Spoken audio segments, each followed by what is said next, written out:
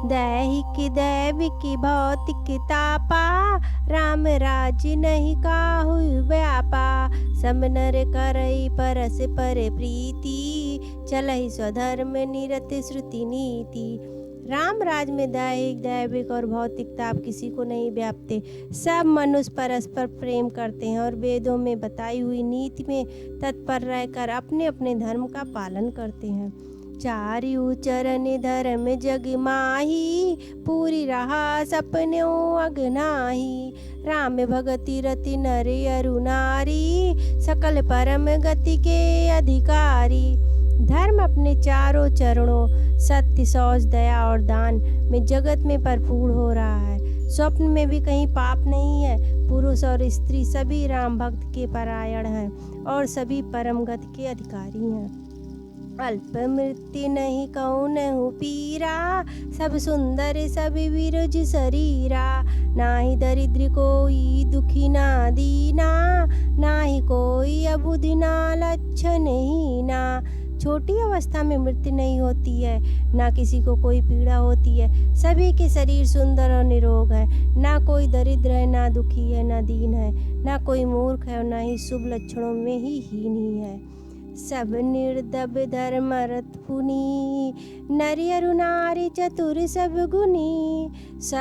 सब गुणज्ञ पंडित सब ज्ञानी, सब कृतज्ञ नहीं कपट सयानी। सभी दम्भ रहित है, धर्म परायण है और पुण्यात्मा है। पुरुष और स्त्री सभी चतुर और गुणवान है। सभी गुणों का आदर करने वाले और पंडित हैं तथा सभी ज्ञानी हैं। सभी कृतज्ञ, दूसरों के किए उपकार को मानने वाले हैं। कपट चतुराई किसी में नहीं है।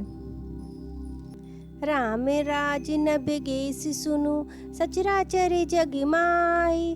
काल कर्म स्वभाव गुण, कृति दुख काहू नाई। काकभूषण जी कहते हैं, हे पक्षी राज गरुड़ जी सुनिए, मैं राम के राज में जड़ चेतन सारे जगत में काल कर्म स्वभाव और गुणों से उत्पन्न हुए दुख किसी को भी नहीं होते, अर्थात इनके बंधन में कोई नहीं है।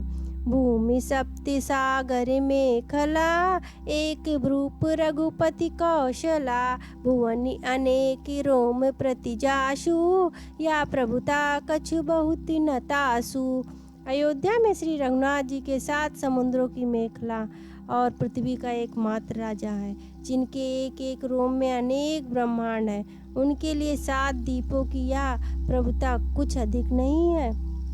सो महिमा समुझति प्रभु केरी, या बरनत ही निता घनेरी।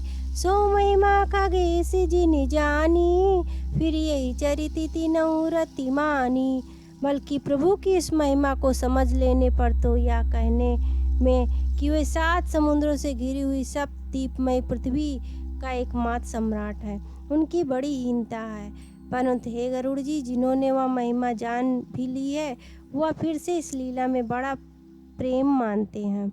सो जाने करे फल या लीला, कहे महामुनि वरिदम शीला। राम राज कर सुख संपदा, बरनि न सकई फनीश शारदा। क्योंकि उस महिमा को भी जानने का यह फल या लीला, इस लीला का अनुभव ही है। इंद्रियों को दमन करने वाले श्रेष्ठ महामुनि ऐसा कहते हैं। रामराज की सुख संपत्ति का वर्णन शेष जी और सरस्वती जी भी नहीं कर सकते। सब उदारी सब पर उपकारी, विप्र चरण सेवक नरी नारी। एक नारी व्रति रति सब झारी, ते मन बच क्रम पति हितकारी। सब नर नारी उदार हैं, सभी परोपकारी और ब्राह्मणों के चरणों के सेवक हैं। सभी पुरुष मात्र एक ही पत्नीवती हैं। इसी प्रकार स्त्रियां भी मन वचन और कर्म से पति का हित करने वाली हैं। दंड जाति निकरे भेद जा, नर्तक नृत्य समाज। जीत हो मन ही सुनहु, अशी रामचंद्र के राज। श्री रामचंद्र जी के राज में दंड केवल सन्यासियों के हाथों में है। वो भेद नाचने वाले नृत्य समाज में, और जीतो शब्द केवल मन में जीतने के लिए सुनाई पड़ता है। अर्थात राजनीति में शत्रुओं को जीतने तथा चोर डाकुओं आदि का दमन करने के लिए साम दान दंड और भेद 4 उपाय किए जाते हैं। रामराज में कोई शत्रु है ही नहीं, इसलिए जीतो शब्द केवल मन में जीतने के लिए कहा जाता है। कोई अपराध करता ही नहीं, इसलिए दंड किसी को नहीं होता। दंड शब्द केवल सन्यासियों के हाथ में रहने वाले दंड के लिए ही रह गया तथा सभी अनुकूल होने के कारण भेद नीति की आवश्यकता ही नहीं रही। भेद शब्द केवल सुर ताल के भेद के लिए ही कामों में आता है।